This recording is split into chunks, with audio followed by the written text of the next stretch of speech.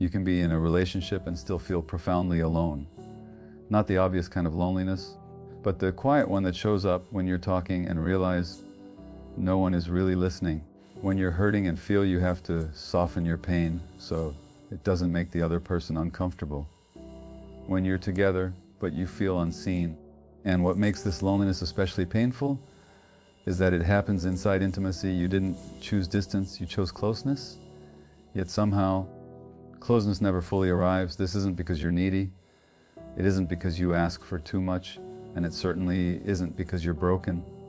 Often, it's because you are emotionally present, while your partner never learned how to be.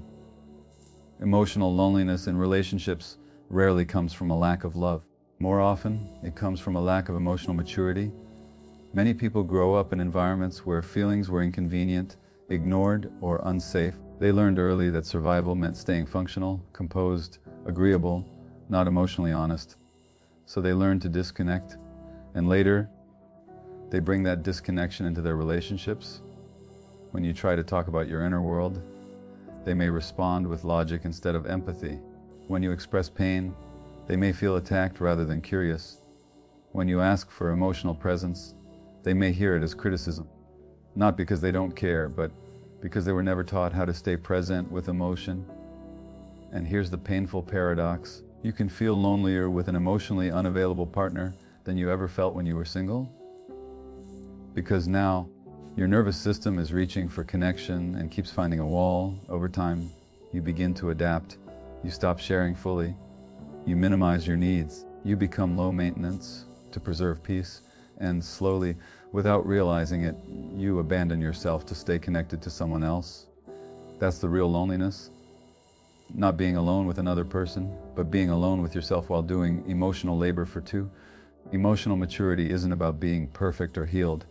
It's about the willingness to stay present when things feel uncomfortable, to listen without defending, to validate without fixing, to remain open when emotions arise instead of shutting down. You cannot cultivate emotional maturity for someone. You can invite it, you can model it, but you cannot do it on their behalf. And the moment you stop asking, why don't they show up for me? And start asking, what am I sacrificing to stay here? Clarity begins. Loneliness in a relationship is often the body's quiet signal that emotional reciprocity is missing. And that signal deserves your attention. Let's talk about these 5 things that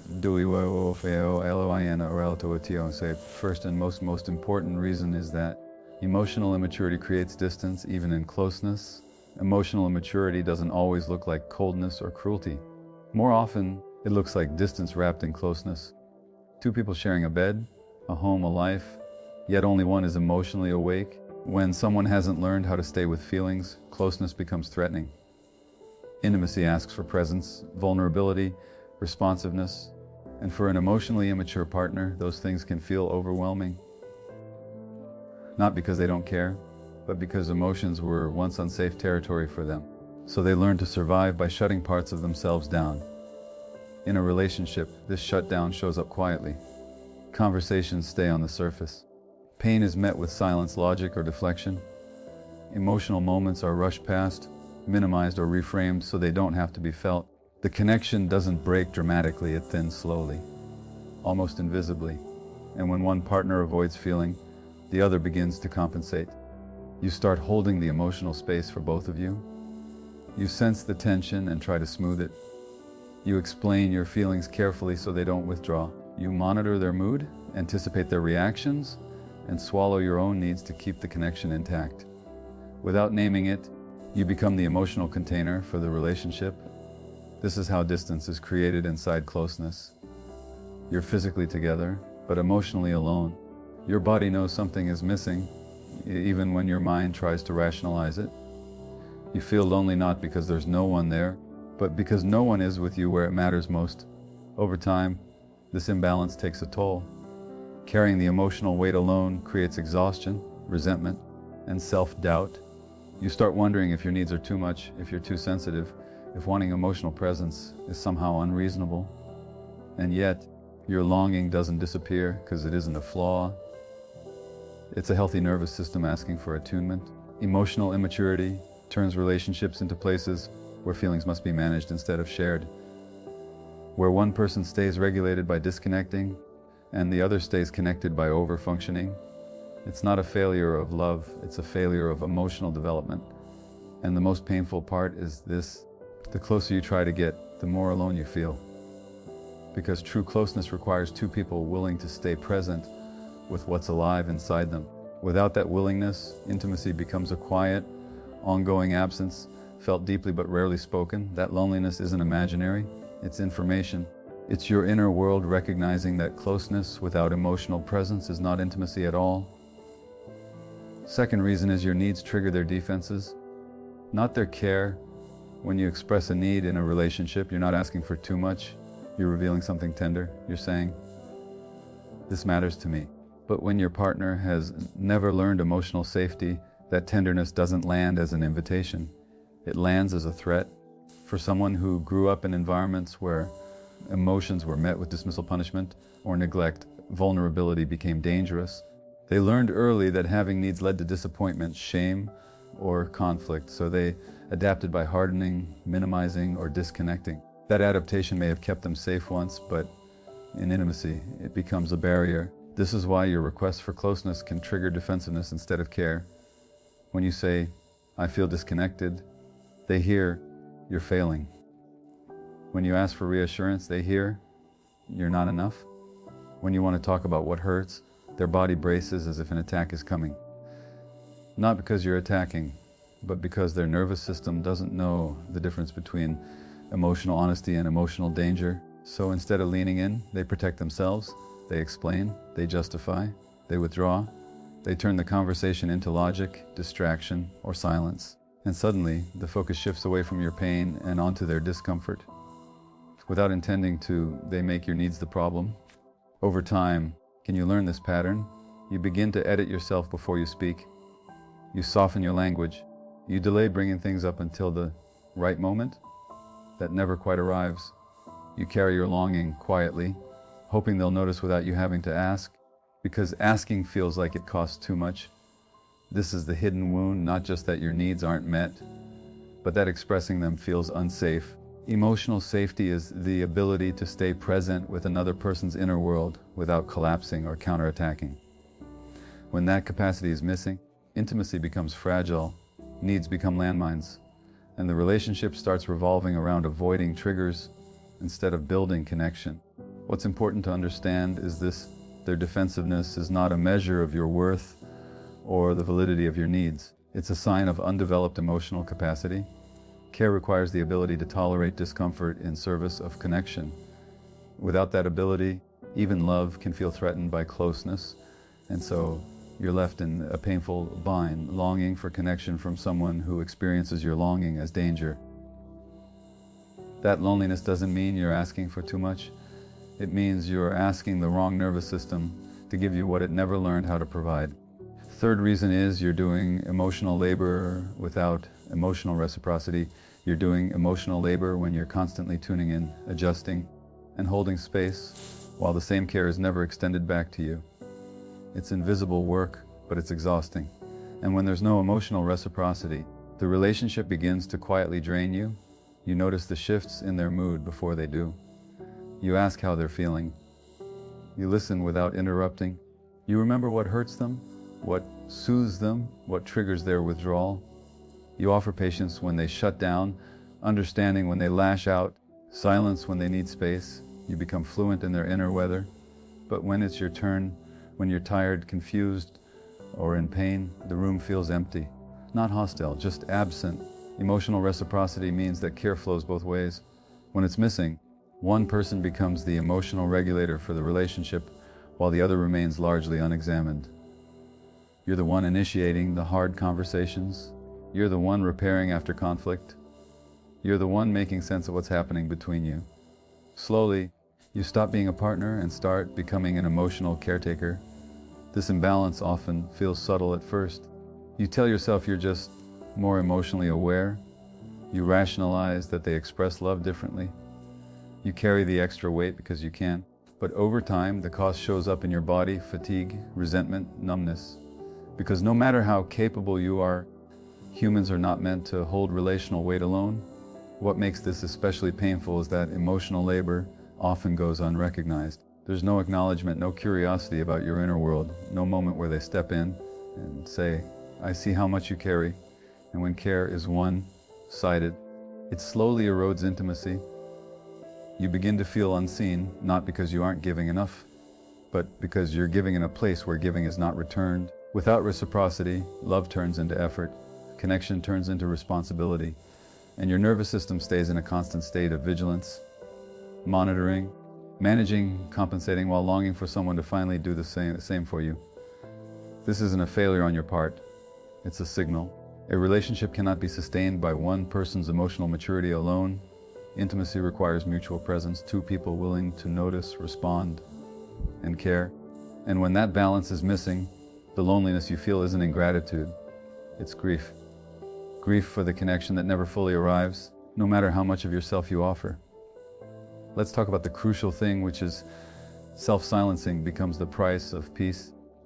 You minimize your truth to keep the relationship stable and lose yourself in the process. Self-silencing rarely begins as a conscious choice. It starts as a strategy, one that once made sense. You notice that certain truths create tension, that certain feelings lead to withdrawal, defensiveness, or emotional shutdown. And so, gently at first, you begin to edit yourself. You choose peace over honesty. You tell yourself it's not worth the argument, not worth the distance, not worth the emotional fallout. You learn which parts of you are welcome and which are not. So you soften your words. You delay your needs. You translate your pain into something easier to digest. You say, I'm fine, when you're not, because explaining how you really feel feels heavier than carrying it alone. You convince yourself that love means understanding, patience, flexibility. And slowly, your inner world becomes something you manage privately instead of something you share. This is how self-silencing becomes the currency of connection. When emotional safety is inconsistent, the nervous system adapts.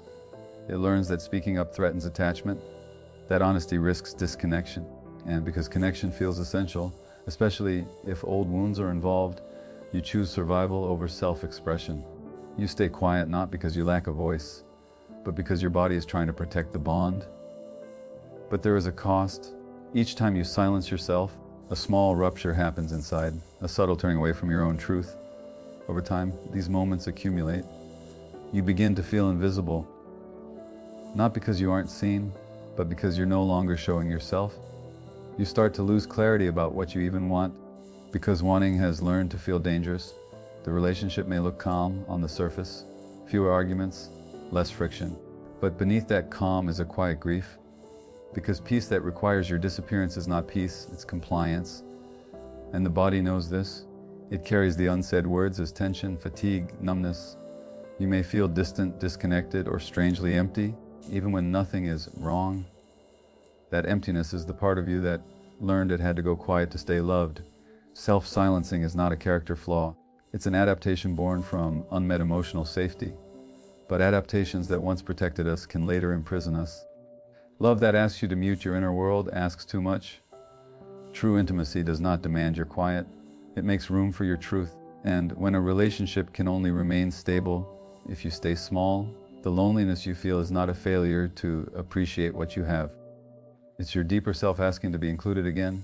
And the last thing is that loneliness is a signal, not a flaw. It's your nervous system recognizing the absence of emotional attunement. Loneliness in a relationship is often misunderstood as a personal deficiency, as if it means you're too sensitive, too needy, or incapable of being satisfied. But loneliness is not a flaw in your character. It is a signal from your nervous system quietly informing you that something essential is missing. Human beings are wired for emotional attunement. From our earliest moments, safety was not created by words or logic, but by presence, by being felt, mirrored, and responded to. When that attunement is absent, the body notices long before the mind can explain it. Loneliness is the body's language for that absence. You can be physically close, talk every day, share responsibilities, and still feel alone if emotional attunement is missing. Because what the nervous system is looking for isn't proximity, it's resonance. It's the sense that someone is emotionally with you, that your inner state matters, that your feelings register in another human being. When that resonance doesn't happen, the nervous system goes into a low-grade state of alert. You may feel restless, heavy, or disconnected. You might start questioning yourself, wondering why you feel empty when everything seems fine. But this confusion arises because you're trying to interpret a bodily signal through self-judgment instead of self-compassion. Loneliness shows up when your emotions are met with indifference, defensiveness, or distraction instead of curiosity and care, when your joy isn't shared, when your pain isn't held, when your inner world remains unacknowledged. Over time, the nervous system learns that reaching doesn't lead to meeting, and that learning hurts. This pain is not weakness. It's evidence of a healthy attachment system still searching for connection. The danger comes when loneliness is misread. When you tell yourself the problem is you begin to suppress the signal. You normalize emotional absence. You adapt to less than what your body is asking for. And slowly you move further away from your own truth. But loneliness is not asking you to shrink. It's asking you to listen. It's an invitation to ask deeper questions. Am I emotionally met here? Am I allowed to be fully myself? Is there space for my inner life? These questions aren't meant to create blame, they're meant to restore alignment. Your nervous system is remarkably wise. It recognizes attunement the way a compass recognizes north. When it signals loneliness, it isn't condemning you, it's guiding you, pointing you back toward connection, authenticity, and the kind of intimacy where you no longer have to doubt whether your presence truly matters. Healthy love doesn't require you to disappear. It doesn't ask you to translate your pain into palatable language, and it doesn't leave you alone while standing right beside someone. Emotional connection isn't about intensity, it's about presence.